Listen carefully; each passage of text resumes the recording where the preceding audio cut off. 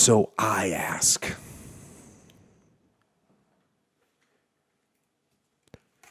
what is your wake-up call? What is enslaving you? What is controlling your thoughts? Is it the television set? Feeding your mind images of what life should be? Is it the internet drawing you in and controlling your time? Is it drugs or alcohol numbing your brain and diminishing your desires? Or is it weakness? A lack of discipline that prevents you from accomplishing what you want to accomplish. And I'm not saying that you have to rebel. I'm not saying that there aren't things in life that we just have to do. There are. But what I am saying is ask questions. And don't believe everything that you're told. And don't follow the path just because it's there. Don't get in line just because other people are.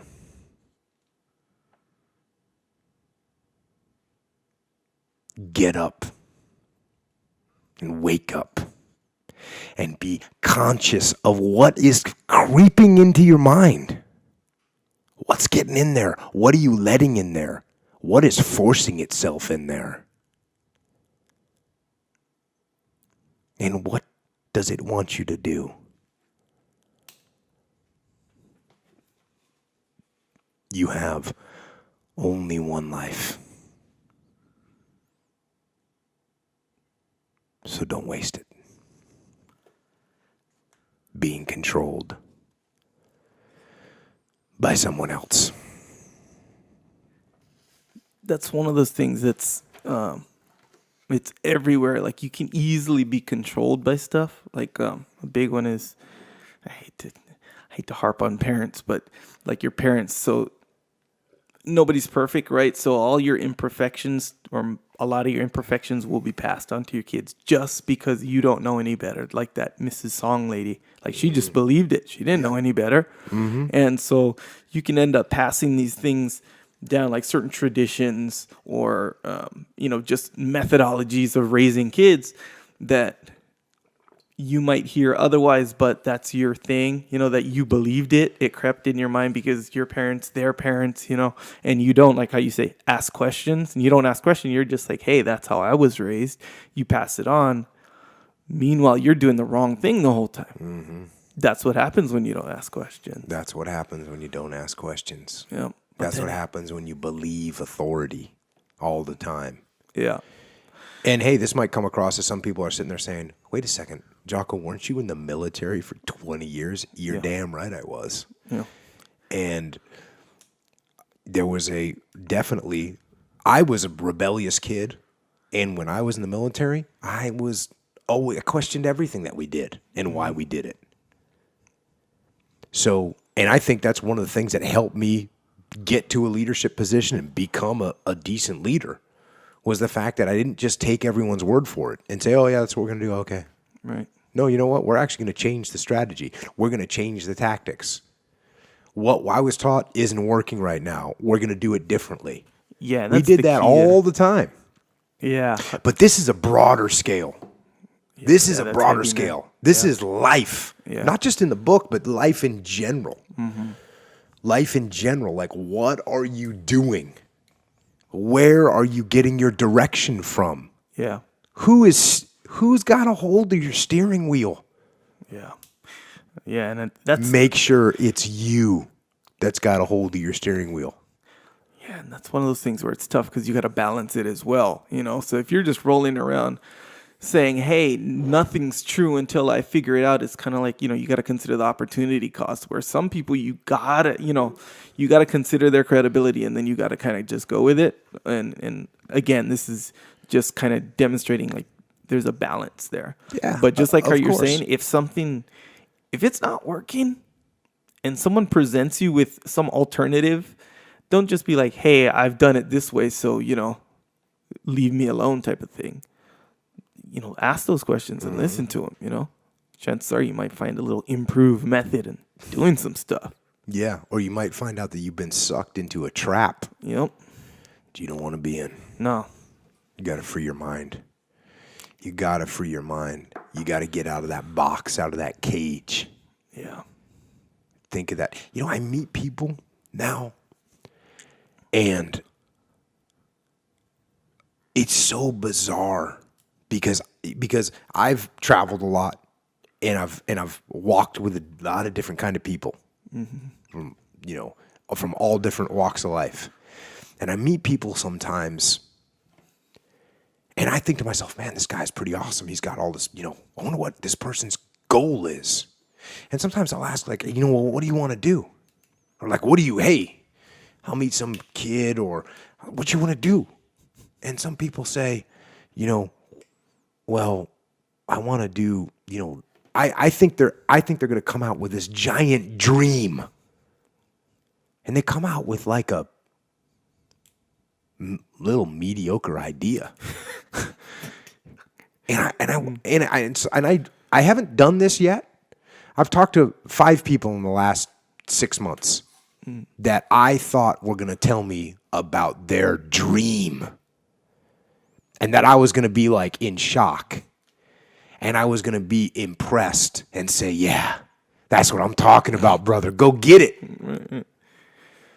And instead, I had to bite my tongue because they were telling me their dream, but it wasn't big enough. It wasn't big enough. It was too realistic. Now you meet some people sometimes and they tell me their dream and I go, man, you ain't got a chance at that. You need to tone that down. You need to get a grip, right? These people are like, you can achieve anything you want. No, actually, you can't achieve anything you want. If you could achieve anything you want, everyone would be sitting on a yacht or doing whatever big badass thing that they want to do. Right. Kind of depends on what you mean by can't, though. But yeah, it's true. I mean, can't. That's what I mean. These people that are like, you can do whatever you want. Right. No, actually, there's limitations to that. Right. All people are not created equal. Some people are smarter than other people. Some people are better athletes than other people. Hey, reality. Now, what can you hear? The question isn't that. The question is, what can you do with what you've got? What can you do? And I'd love to hear people overshooting. But don't trap yourself in a box where you're like, well, I'll be happy if I can do this. Right.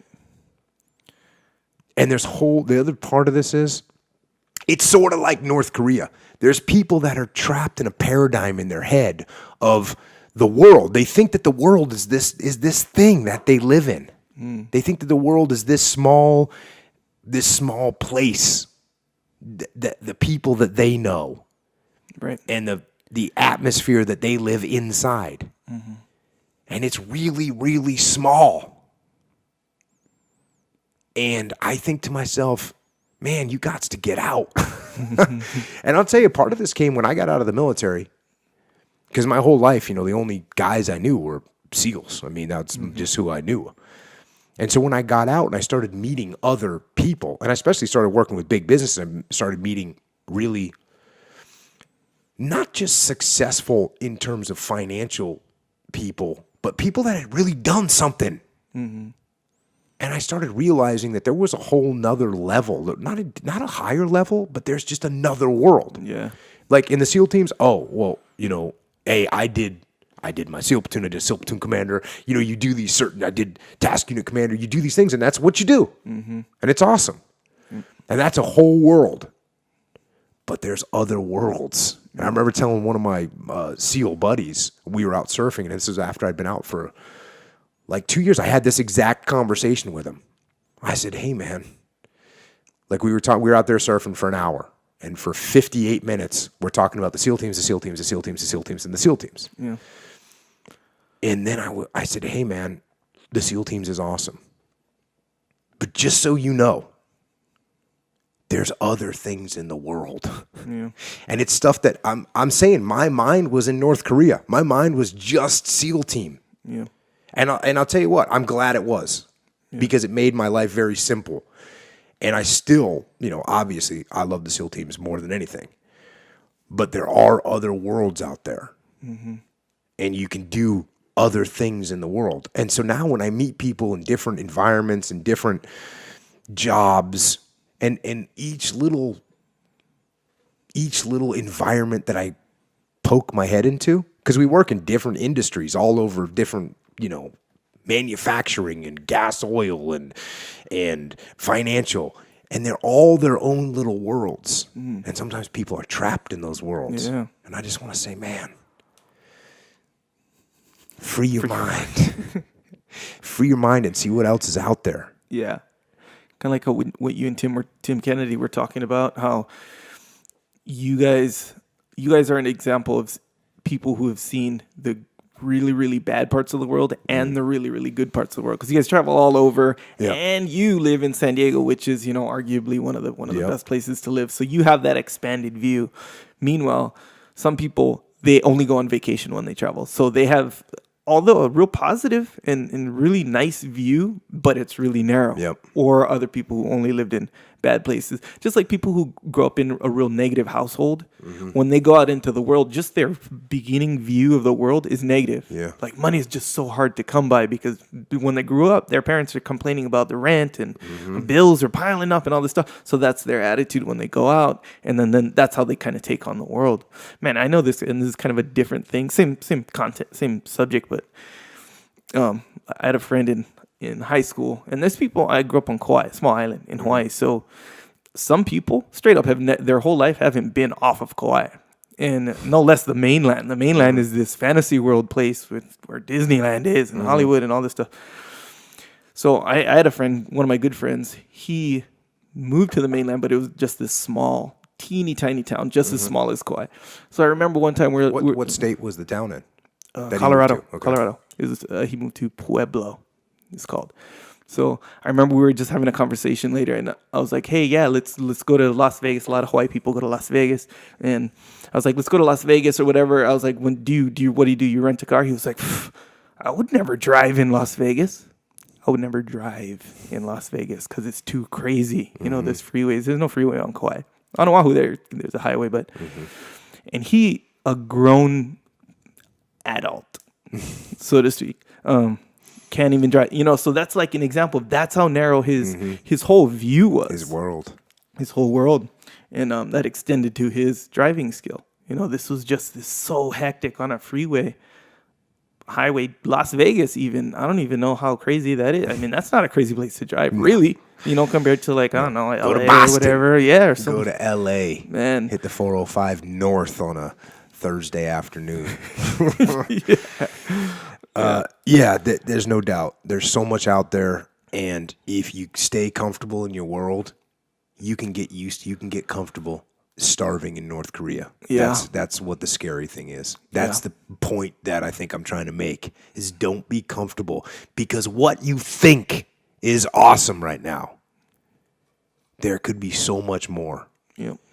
If you can envision and pay attention to what's going on in the rest of the world and break out of that paradigm that you're in and see that you can fly. You can fly around the world. You can do it.